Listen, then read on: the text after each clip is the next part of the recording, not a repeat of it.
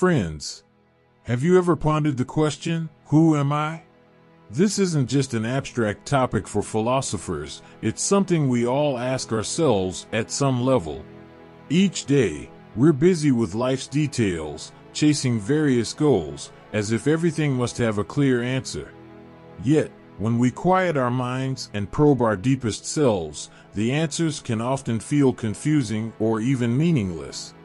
Today, we will delve into the fourth chapter of Tao Te Ching, focusing on the concept of emptiness, and explore how Laozi reveals the essence of existence from a unique perspective. He teaches us that at the core of all existence, what we perceive as the self is actually an emptiness. This emptiness isn't a void or lack, rather, it is a state filled with infinite possibilities and creativity. In this video, we will analyze this profound wisdom to help you understand why this emptiness is not a negative state, but rather a positive existence. This emptiness transcends mere nothingness in the material world. It represents our truest and most essential inner self. Through Laozi's teachings, we will learn how to connect with this emptiness and find genuine peace and freedom within. This video aims to break your preconceived notions of self, revealing that we are expansive and infinite beings. After watching, you'll gain a new understanding of emptiness and learn how to integrate this understanding into your daily life, fostering true inner peace and joy. Let us embark on this exploratory journey together to rediscover ourselves and uncover the true meaning of life. The first question: do you know who I am? No, sir, not at all. Because you are not. You are an emptiness and a thought. No, sir. On the surface you may be somebody, but I am not concerned with your surface. In the deepest core you are simply a nobodiness, not even a nobodiness. How can I know you? And that's the beauty, because if I can know you, I have defined you, I have made you limited by my knowledge. If you can be known, immediately you become an object, you are no more consciousness. If you can be known, you cannot be infinite, and you are infinite in your emptiness. How can I know you? Even you yourself cannot know.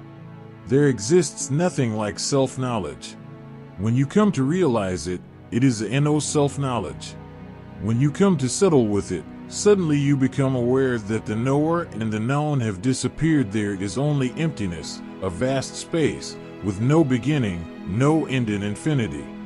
That's what you are. How can it be known?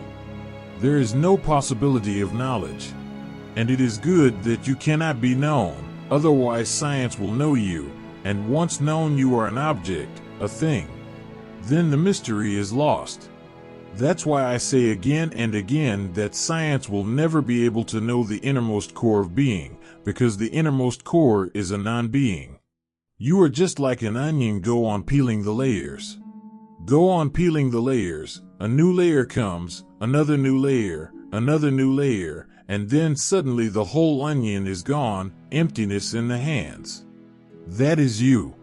But this emptiness is not negative, so don't misunderstand me. The very word emptiness looks like an absence of something. No, it is not. It is a presence of something infinite. It is not absence, it is not negative, it is not like darkness, it is a positive phenomenon. You are no self. This positivity has to be remembered because the word emptiness may give you a wrong notion about it. You may think it is simply empty. I am not saying there is an emptiness of something. I am not saying that there is absence of something. No. It is emptiness. It is the very emptiness. It is emptiness itself. Emptiness is being used as a positive term. When it is positive, it is totally different. You have known emptiness only in a negative way. You go into the room, there is no furniture, and you say the room is empty, there is nothing. You come out, and if I ask you what you saw in the room, you will say it is empty, no furniture, no pictures on the walls, nothing. Just empty. You went into the room, but you saw only the negative part. The room is filled with roominess that you didn't encounter. A room is emptiness. A room means space. Something can be brought in because there is room, there is emptiness. The furniture can be brought and there is space. You have not seen it that way. Otherwise you would have come and told me that the room is complete. There is nothing, only emptiness exists. The room is ready to receive anything, it has space. Then you have looked at the positive emptiness. Look at the sky. The sky is a positive emptiness when there are no clouds. If you look at the sky as an absence of clouds, then you are looking at it from a negative standpoint. If you look at it as the presence of a space, a blue emptiness, and out of that blue emptiness everything has arisen, then it cannot be negative. It is the most positive thing in the world, the very ground of being. Non-being is the very ground of being. Everything has come out of it, and everything by and by moves back into it. You are born out of it, and you will die into it. How can I know you? Knowledge will become a definition, and you are indefinable. No, I don't know you. I don't know myself. I would like to tell you one anecdote. It happened, and I love it, and I have told it so many times, millions of times, but whenever I remember it again, it is so new and so fresh. Bodhidharma went to China, the man who carried Buddha's emptiness in his hands. Bodhidharma carried the essential Buddhism to China for the greatest phenomenon to happen there. Because of Bodhidharma, Lao Tzu's whole standpoint, the Lao Tzuan way of life, and Buddha's realization met, and one of the most beautiful things was born. Nothing like it exists anywhere in the world that is Zen. Zen is a meeting, a crossing between Buddha and Lao Tzu. Bodhidharma was the midwife who carried the seed to the womb of Lao Tzu. When he reached China, he was a very famous mystic. His name was known all over the East. When he reached China, the emperor himself came to receive him on the border. The emperor asked a few questions. He asked, I have made many Buddhist temples, thousands. What punya, what virtue have I gained? If he had said the same thing to any other ordinary Buddhist monk, he would have replied, Emperor, Lord, you have gained infinite virtue, your heaven is absolutely certain, guaranteed. But he asked the wrong person. Bodhidharma said, virtue? Nothing. On the contrary, you have accumulated much sin. The emperor was shocked. He couldn't believe it. He said, why? What are you saying? I have made many temples of Buddha. I have published and distributed Buddha's sayings to millions of people. Every day I feed thousands of Buddhist monks, and you say I have accumulated sin? What do you mean? Bodhidharma said, the very idea that you have accumulated virtue is a sin. It is very egoistic. Your hell is certain, Emperor. You will fall to the seventh hell, the first won't do. The emperor could not believe it. He felt a little anger also. And he said, I have a question to ask. What is inside me? What is it that I am? The same question you have asked. Do you know who I am? Bodhidharma said, a vast emptiness, a nothingness. Now the emperor was really angry. In anger he asked Bodhidharma, then who are you? Who is standing before me? Bodhidharma said, I don't know, sir. I don't know. How can you know emptiness? You can be it, but you cannot know it. Knowing means you are separate from it. Knowing needs distance. How can you know yourself? If you know, then you are divided in two, the knower and the known. And of course the known can never be you, only the knower, so whatsoever you know can never be yourself, the knower. And the knower is irreducible, it cannot be made known. How can you put yourself in front of yourself? You cannot, that is impossible. And if you can, then it is something else which is in front of you, not you. You are always behind the knower. Always the knower. Always the knower, never the known. I don't know myself, and this is self-knowledge. It looks contradictory, paradoxical, but this is how it is. Nothing can be done about it. This is the nature of things. That's why a man of self-knowledge will never claim that he knows. Because who will claim? He becomes like an ignorant man. He says, I know only that I don't know. Move inwards. One day you will come to this emptiness, the hub of the wheel. The hub is empty, but it holds the whole wheel in it. The hub is empty, but without the hub the wheel will disappear. It will fall into pieces. You have known only the wheel that is your personality up to now. Your namarupa, your name and form, your will you have known. The deeper you move within you, you will come one day to the hub, that is anatta, no self, emptiness.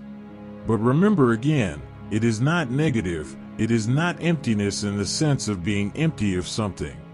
It is emptiness itself. It is the most positive thing in existence. It is existence itself. Hindus have called it Satchidanand, S-A-T it is, Chit it is aware, Anand it is bliss. Remember, it is not blissful, otherwise it would not be empty. It is bliss, not blissful. You will not be filled with bliss, you will suddenly find you are bliss. Emptiness has the nature of bliss, has the nature of existence, has the nature of consciousness. Not that consciousness fills it. It is not like a lamp burning in a room so the light is filling the room. You can put the lamp off and the light goes. You cannot put off consciousness. It is the very nature of that inner emptiness. It is not that it is filling it. You cannot destroy it. How can you destroy emptiness? You can destroy everything in the world. You cannot destroy emptiness. That's why you cannot be murdered. You cannot be killed. There is no possibility, because you are not. The sword can kill the wheel, but the hub will remain intact. It cannot be destroyed. It was not there in the first place. Isness is the nature of the inner emptiness. Consciousness is the nature of the inner emptiness. Bliss is the nature of the inner emptiness. That's the fear people feel when they move into meditation. When they move into meditation, they become afraid. They start trembling. A deep inner trembling arises. A deep anxiety and anguish arises. Why should it be so? You are coming nearer to a blissful state, nearer to an alert, aware consciousness, nearer to existence. Why are you scared of death? You are scared because you don't know how to be empty. You know only how to be filled. You don't know how to be empty. You don't know how to die to the personality, how to remain in the inner emptiness. You don't know. When you come inwards and thoughts start moving away from you, suddenly fear takes possession. Where are you going? You feel like you are disappearing. You feel like you are dying. A sort of non-existence grips you as if you are standing at an abyss and you are looking down and it is bottomless. And you start trembling and perspiration pours from every pore of your body. Death is encountered. If you escape from this point, you will never be able to meditate. Hence, a master is needed. When you start getting afraid, he can persuade you not to be afraid. He can help you. Look at me. I have passed through this, and yet I am. I have become empty, and yet I am. And I am more than you, more than the whole existence put together. Somebody is needed, to whom you can look, into whose eyes you can glimpse the same emptiness that you are coming to within yourself. And yet you can see that he is, and he is totally and absolutely. So don't be afraid. His being gives you courage. His presence gives you courage.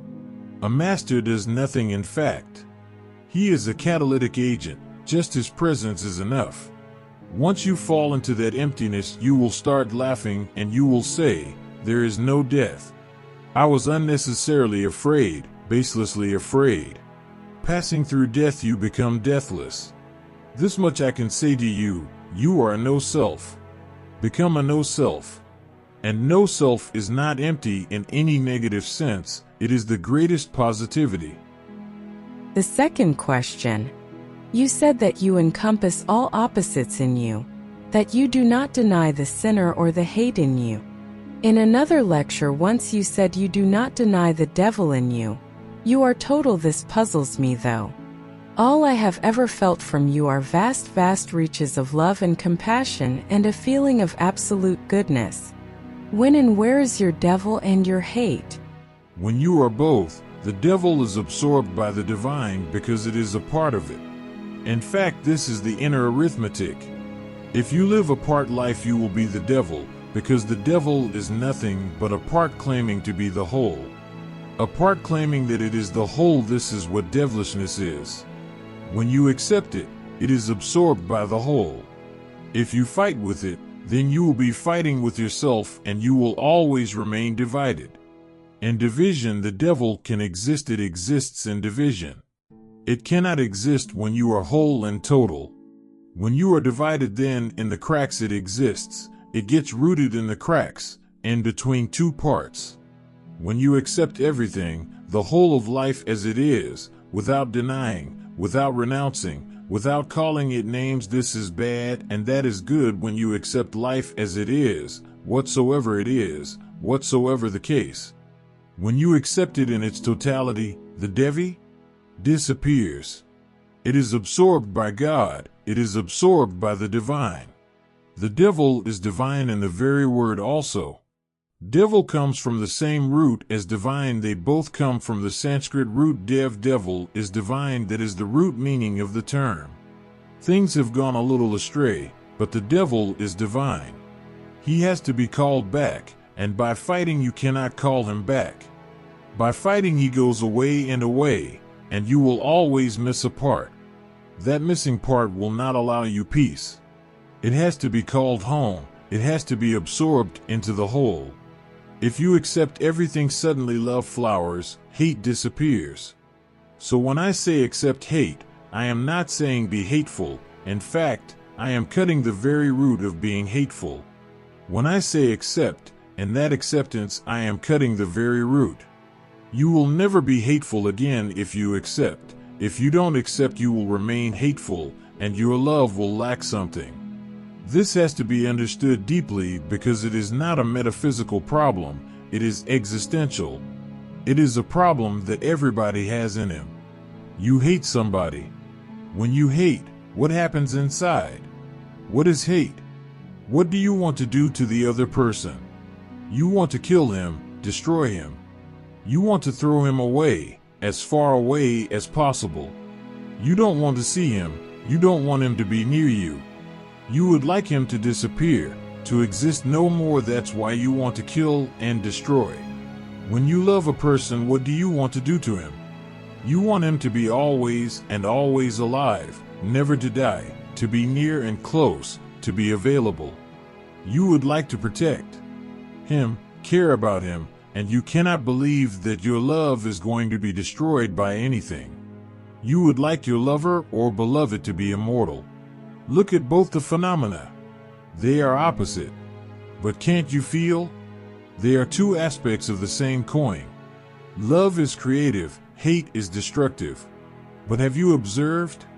No creation is possible without destruction. No destruction is meaningful unless it is for creation. So now, you can destroy if you are going to create, then there is no problem. You can demolish a house if you are going to create a better house. Nobody will say that you are destructive.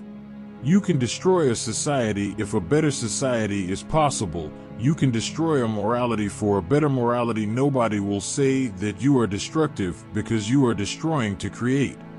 And no creation is possible without destruction. Destruction is absorbed by the creation, then it is beautiful, then it is part of the creative process. But you destroy. You destroy a society with no idea what you are going to do next, with no creative idea in mind. You simply enjoy destruction. You demolish a house, you destroy a thing, and if somebody asks, "Why are you doing that?" then you say simply, "I like to destroy." Then you are mad. Something has gone wrong in you. Destruction has become whole in itself. It is trying to claim that it is the whole.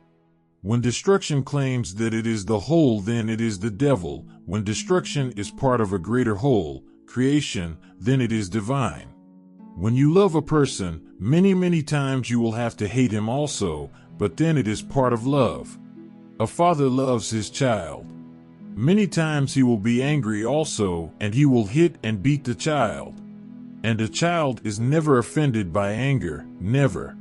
A child is offended when you are simply angry without any cause, when you are destructive without any cause. When a child cannot understand why, then he cannot forgive you. If he can understand why he has broken a clock, now he understands that the father is going to hit him, and he accepts it. In fact, if the father does not hit him, he will carry the guilt, and that is very destructive. He will continuously be afraid that someday or other it is going to be known that he has broken a precious watch or a clock or something, and guilt will be there and a wound will be there. He wants it to be cleared up, he wants it to be finished, and the only way it can be finished is that the father becomes angry. Now everything is in balance. He committed something wrong, father became angry, he is punished, things are finished. He is clean. Now he can move unburdened. In the West, because of the psychologists in this century, much absurdity has happened in the relationship between the parents and the children. And one of the absurd things that they have taught is, never be angry with your child, never hit him, never hate him. Because of this teaching, parents have become afraid. This is something new. Children have always been afraid of parents, but now in America parents are afraid of children. Something may go wrong psychologically, and then their child may be crazy or go mad or become schizophrenic or split neurosis, psychosis. Something may happen in the future and they will be responsible. So what is happening? A father, if he loves the child, feels the anger, so what will he do? He will suppress the anger. And that a child can never forgive, because when a father suppresses anger, the anger becomes cold. Try to understand this. Whenever anger is cold, it is of the devil. Whenever anger is hot, it is of God. A hot anger is beautiful, alive. A cold anger is deadly, poisonous. When a father really is hot, perspiring, red in the face, and hits the child knows that the father loves him, otherwise why bother so much? But when the father is cold, sarcastic, not angry, but in subtle ways showing his anger in a cold way, the way he moves, the way he enters the house, the way he looks at the child or doesn't look at the child. This coldness shows that the father doesn't love him enough to be hotly angry. And that has created the generation gap in the West, nothing else. Children have moved on their own. Parents have remained in a cold, dead emotion, imprisoned. Vast distances have appeared. There is no communication. A father cannot talk to the child because he is afraid that if he talks, really communicates, becomes hot, anger will come. So it is better not to talk, avoid the situation, don't communicate. The same has happened between wives and husbands in the West, and now it is happening in the East, because in fact the East is disappearing.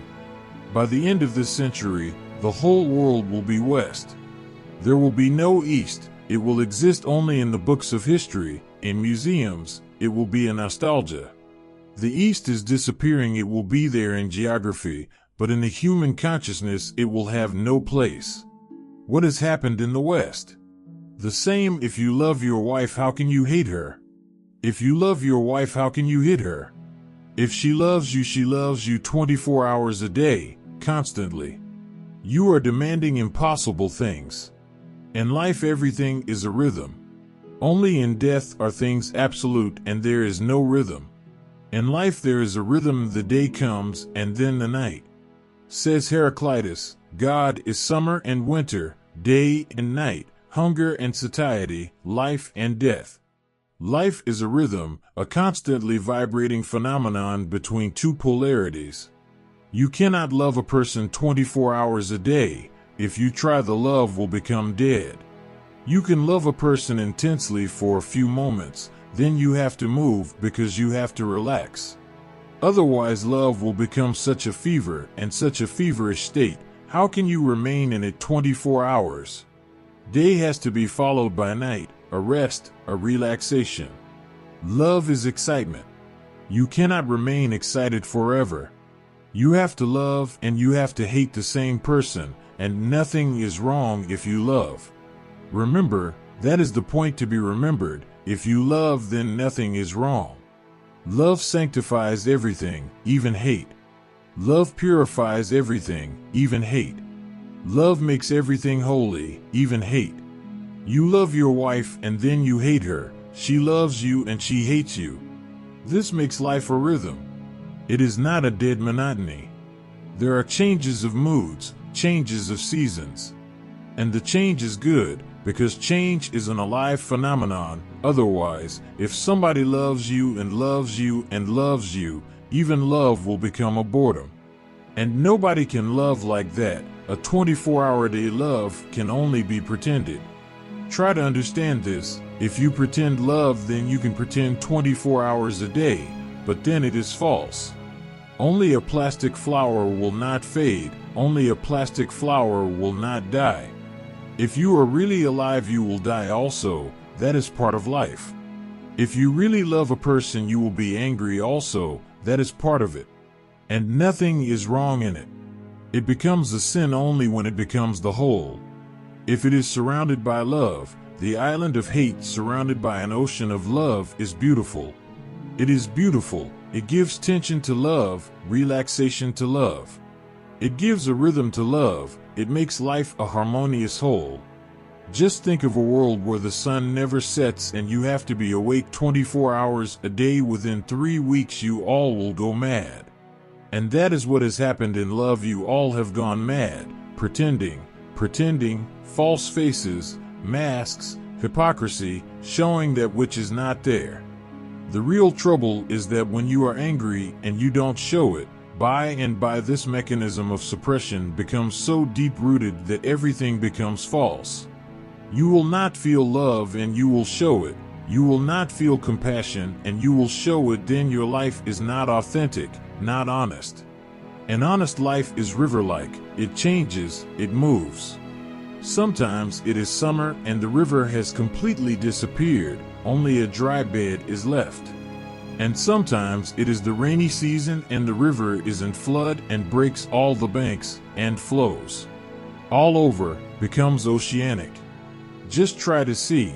In life there is a rhythm between polarities, and humanity is caught in a trap because we have decided to remain on one pole. You cannot remain there. You will move inside. Only on the surface you will try to pose. Then the whole life becomes poisonous. Then everything enters into everything else. And your love-hate is hidden, because when there was hate you tried to smile and pose. Now it is in your blood, and when you love it is mixed in it. Man now is an adulterated phenomenon, impure. And this has happened because of the wrong teachings of your so-called religions and moralists. They have all tried to make you live on one pole. That pole they call God, compassion, love all that is good, all goody-goody. The other pole they call the devil, all that is bad. Laozi or I, we are not in favor of this division, this dichotomy, this schizophrenia. We are for both. And then a sudden transformation happens. Destruction becomes part of creation, it is. And hate becomes part of love. Love is bigger than hate. Creation is bigger than destruction. Life is bigger than death, and death should be a part of it. And if death is part of it, it is beautiful. Remember this, and then by and by you will see that even your hate has taken the color of love. Your destruction has taken the shape of construction, creation, creativity. Your anger has a compassion in it. Jesus was angry. Christians have not been able to solve the puzzle up to now because they think, how can Jesus be angry? He has to be always smiling like a politician. How can he be angry? He was angry. He was deadly angry. He entered the temple of Jerusalem and he was so angry he attacked, physically attacked, the money changers. He must have been really tremendously angry because he was alone and he disturbed many money changers. And he threw them out, tables and all. He chased them out of the temple, alone. When a man is really angry, he has the strength of hundreds. You may also have felt it. When you are angry, you can throw a big rock easily. When you are not angry, you cannot even move it. Anger is energy, concentrated energy. Anger is a deep concentration of being, one-pointed, the whole existence forgotten, all energies narrowed down to one point. Jesus must have been beautiful in that moment. Christians hide the fact. They try to avoid the story. Jesus, and angry? The man who says that if somebody hits you on one side of your face, show him the other side, angry? This man angry? It looks contradictory. The man who says that if somebody snatches your coat, give him your shirt, also this man angry? It doesn't fit. But I say to you that only this man can be angry because his anger will be part of compassion. Only this man can be really angry because he knows what compassion is. He has known one pole, he knows the other pole also, and he can move. He is alive, he is not dead. He is not a fixed thing, he is not a thing. He is an alive movement, alive, throbbing. He can move to the other pole. And he threw those money changers out of the temple because of compassion. He was angry because of compassion. He was so compassionate, and sometimes I feel that his compassion is deeper than Mahavir's and Buddha's because it is so true and so lively. Mahavir and Buddha look more like wax figures fixed. Maybe it is because of the descriptions of their disciples. Maybe true stories have not been recorded, because in India the concept that a man of enlightenment cannot be angry is very old. It was not so in Jerusalem. The Jewish God can also be angry, so there is no fear about an enlightened man being angry. No fear. Even the Jewish God can be angry. He behaves in a very human way. The Jewish God behaves in a human way, but Jain and Buddhist human beings are always expected to behave like a dead God. Maybe that's why disciples edited the lives of Buddha and Mahavir. They have chosen parts and dropped other parts out. That seems to be so. There are grounds for one to say so. There are two sects of Jains, two sects of Mahavir's followers, Swatambaras and Digambaras. Digambaras in their life story of Mahavir say that he was never married, that he remained an absolute brahmachari, a celibate, from his very childhood. Swatambaras say that he was married, not only married, he had a daughter. Now what is the matter? Why do Digambaras say that he was not married? They are afraid that marriage is too human a phenomenon. Mahavir falling in love with a woman? No. That doesn't suit their concept of a Teerthankara.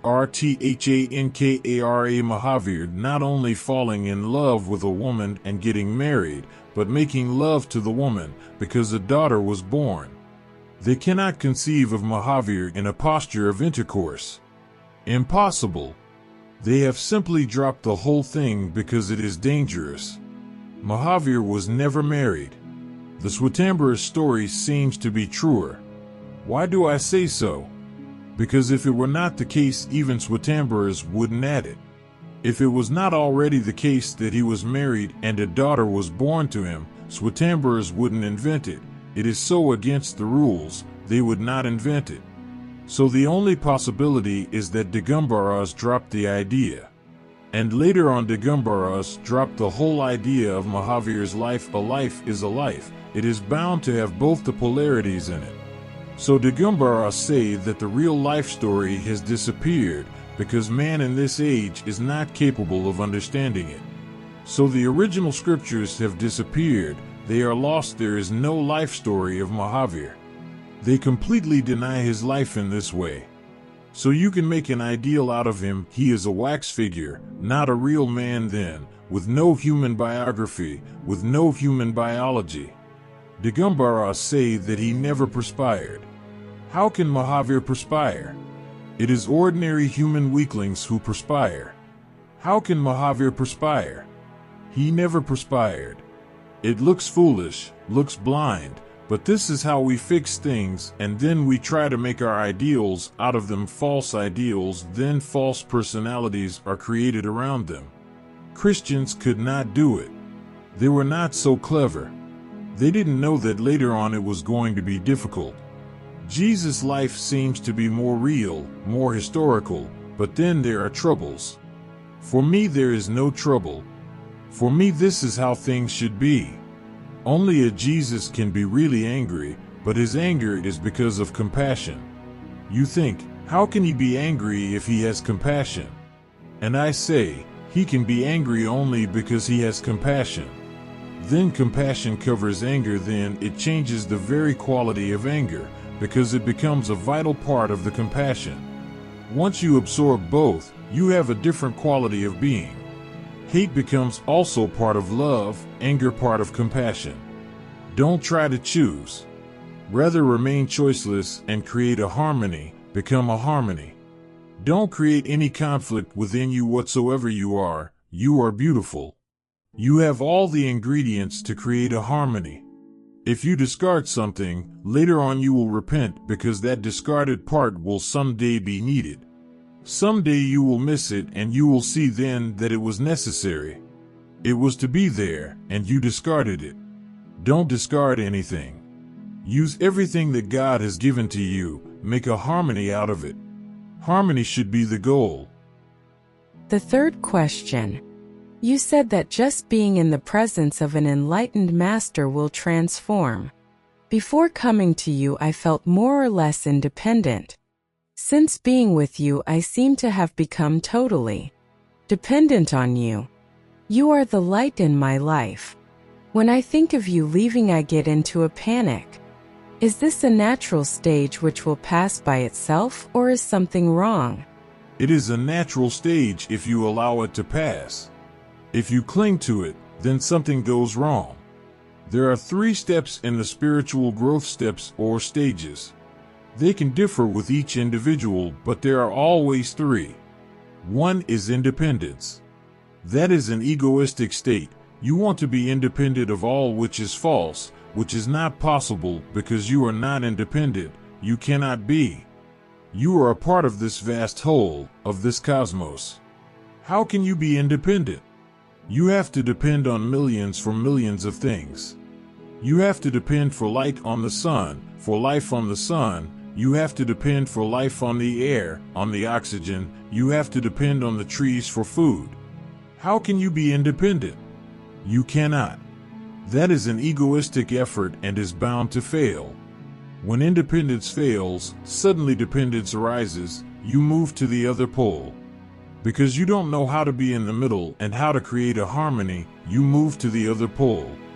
Then you become dependent. Then you become afraid that if the object of your dependence is lost, what will happen to you? Then there is panic.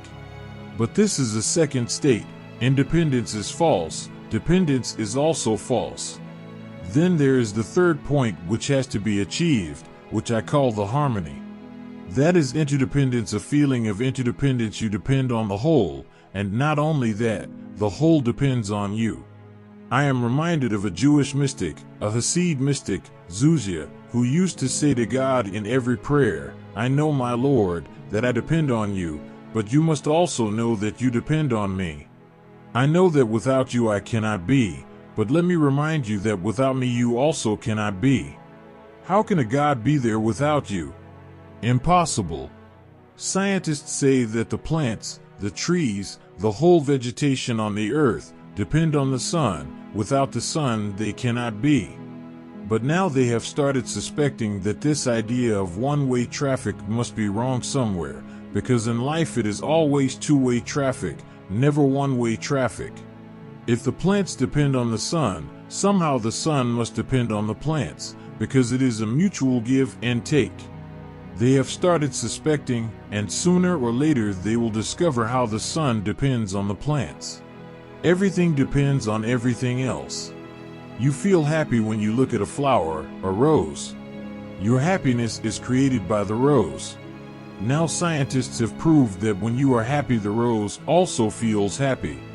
He depends on you, he waits for you to come, and if you don't come he is just like a lover, feels very sad. No, it is a scientific fact, not poetry. Now it has been absolutely proved that when a lover comes to a rose bush, the whole bush thrills, celebrates, it depends on you. Now they say that if you love the rose bush, it will grow faster, it will produce bigger flowers because somebody is there to care and love and see. And somebody waits. How can the bush betray you? It has to produce bigger flowers.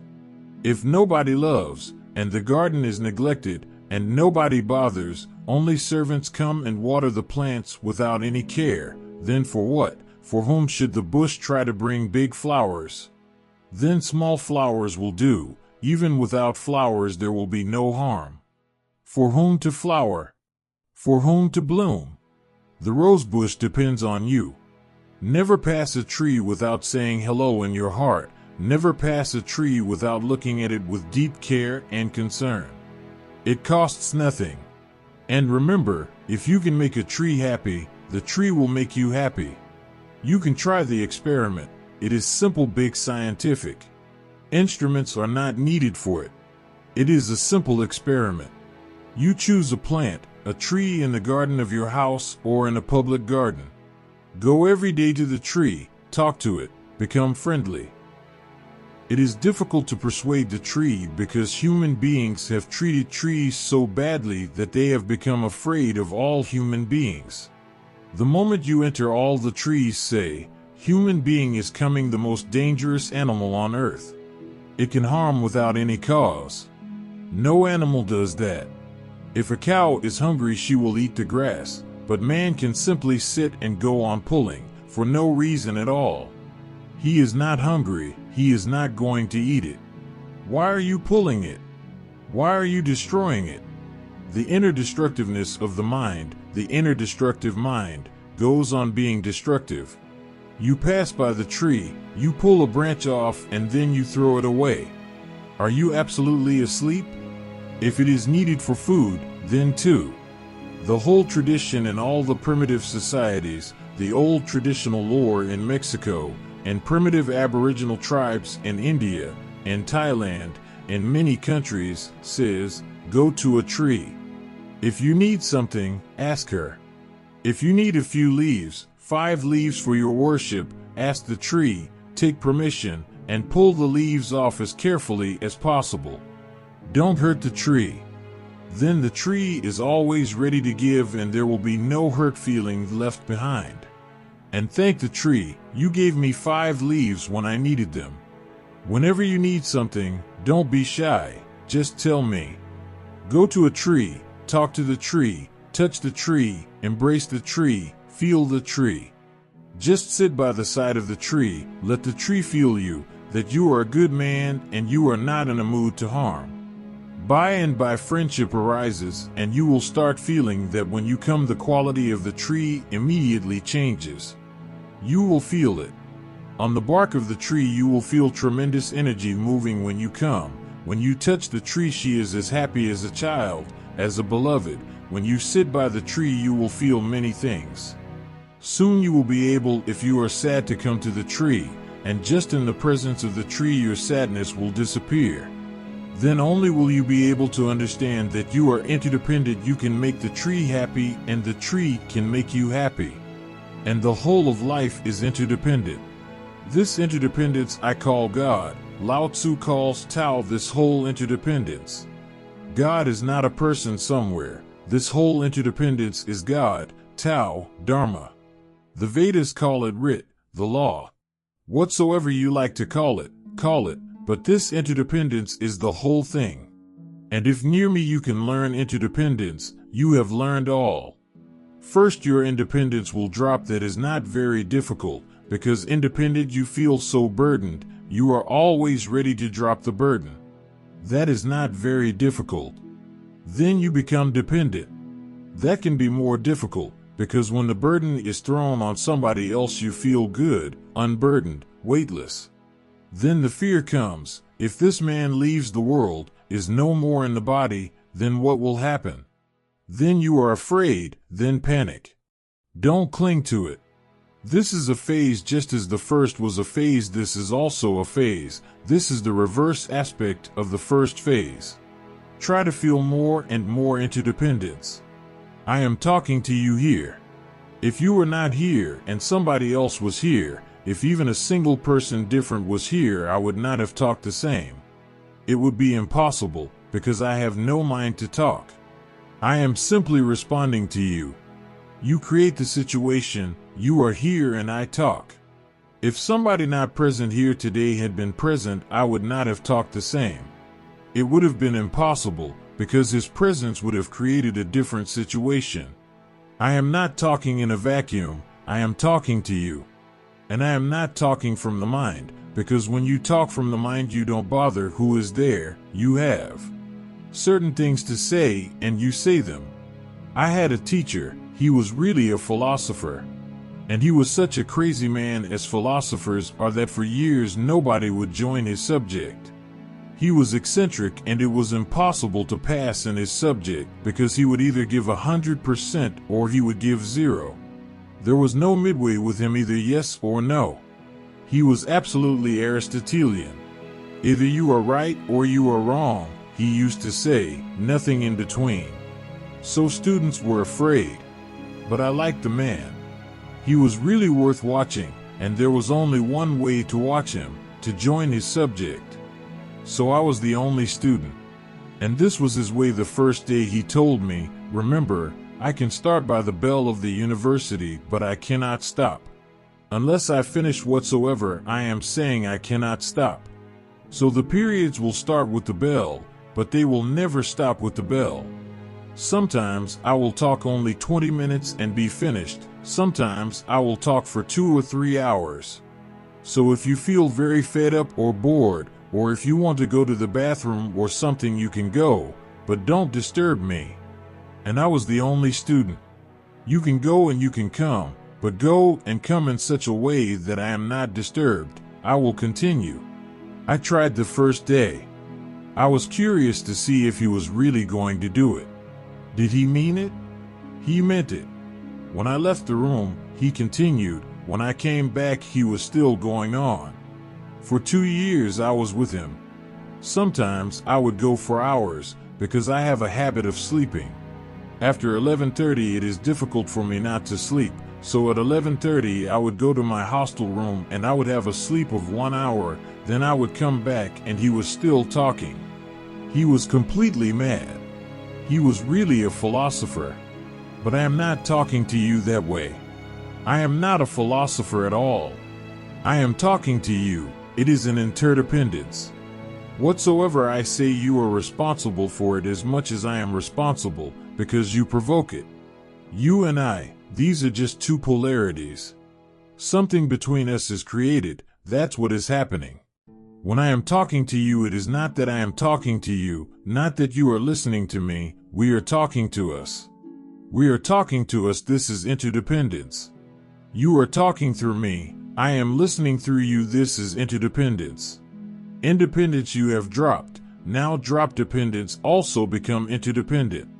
And this is just a learning here, let your interdependence spread to the whole existence, feel interdependent everywhere. And you are. That is the reality. Dependence is false, independence is false, only interdependence is true, only God is true. God is interdependence. The fifth question. According to you, women are closer to the whole than men. How come so few women attain enlightenment then? Not so few. Exactly the same number of women attain to enlightenment as men, but they don't fuss about it as much as men, that's all. They don't advertise it as much as men. They enjoy it. That is how a woman, the feminine being, is. Man enjoys talking about his enlightenment more than enlightenment itself. He is interested in how many people have come to know that he has become enlightened. Women are not worried. They are not worried at all. If it has happened, they enjoy it, they nourish it deep inside. It becomes a pregnancy. They live with it, they don't talk about it. That's why you don't know many names. Only a few names are known, and those are of women who had some quality of man in them, that's why you know. Otherwise you would not have known them. In Kashmir there was a woman of the name Lala. In Kashmir they have a proverb, we know only 2 names, Allah and Lala. Lala was a rare woman, a Buddha, but she must have been not very feminine, she must have had a little more of a male mind than a female mind. She lived her whole life naked. She is the only woman in the whole world who did that. Many men have lived naked, Mahavir, Diogenes, all the Jain Tirthankaras, and thousands of others, but only one woman. It looks very unfeminine, because the very essence of the feminine mind is to hide, not to show, to hide in the inner cave. Lala is known to be an enlightened woman. Few other women are known to be enlightened. One woman, Maitreyi, is known in the days of the Upanishads, but she must have been a very male type. It is said that the King Janak had called a great debate among all the learned people of his kingdom to decide the ultimate question: what is reality? It was going to be a great discussion, and all the learned people, all the pundits of the country gathered together. And there was going to be a great prize for the winner: 1,000 cows, the best of the country, with gold-covered horns, with jewelry around their necks. They were standing there outside the palace, 1,000 cows. Whosoever won the debate would take the cows. Yagnavalkya came, one of the great learned men of those days, and at that time he must not have been enlightened. Later on he became an enlightened sage. He came with his disciples. He was a great teacher, and he was so arrogant, as scholars are, that he told his disciples, "You take these cows. I will decide the matter later on, but you first take these cows, because it is too hot and the cows are suffering from the heat." He must have been very arrogant, so certain. Only ignorance is so certain. Wisdom is always hesitating because it is so vast. And how to decide the ultimate nature of reality? Who can decide it? All the other scholars were offended, but they couldn't say anything because they knew that they could not defeat this man in argument. In argument he was superb. And he argued, and he defeated all. But a woman was sitting there. She was the only woman, and she had not said anything. She was Maitreyi. And then she stood at the end, when the debate was almost finished and he was going to be declared the winner. She said, "Wait. I have to ask a few questions." And she asked simple questions, but in fact simple questions cannot be answered. She asked, "On what is this earth supported? Who is supporting this earth?" The old Indian tradition says the earth is being supported by 8 elephants, big white elephants. So Yagnavalkya repeated the old tradition that the earth is supported by 8 elephants. "Are you absolutely illiterate? Don't you know this much?" The woman asked, "Then on whom are those elephants supported?" Now Yagnavalkya suspected trouble. So he said, "On Brahma, on the god." And he was thinking that now she would stop. But she said, "I would like to ask, on whom is your god supported? On what?" Yagnavalkya became angry, and he said, "Woman, stop. Otherwise your head will fall off. You will be killed." This woman later on became enlightened. But she must have been a very male type. She argued and even got Yagnavalkya into trouble, and in fact she remained silent, but she was not defeated. Anyone can see that. In fact, Yagnavalkya was defeated. If I had been the judge, she would have won and the cows would have had to be given to her. Because this is no argument, to say that your head will fall off. This is no argument. Anger is no argument. Violence is no argument. This way you can keep somebody silent, but you have not won the debate. This woman became enlightened, but she must have been a male type. Otherwise, no woman bothers to argue about such things. Once I asked Mullah Nasruddin, "How are things going between you and your wife? I never see any arguments." He said, "On the first day we decided one thing and we have been following it, so everything is going very, very well." I said, "You tell me, because many people come to me for my advice about problems, so I can suggest it to them." He said, "It is a simple law. We have decided that on ultimate questions, final questions, great problems, my advice will be final. And on small things, petty things, her advice will be final." So I said, "This is a very good decision. Then what problems do you call petty and what problems do you call great?" He said, "For example, which movie we should go to see, what type of food we should eat, what type of restaurant we should visit, where we should send our children, to which college or to which university. What type of education should be given to them, what type of clothes should be purchased, what type of house and car. These are all petty things. She decides. So I asked, then what are the great problems? He said, whether God exists or not. Great problems I decide. Women really are never interested in great problems because they know deep down they are foolish.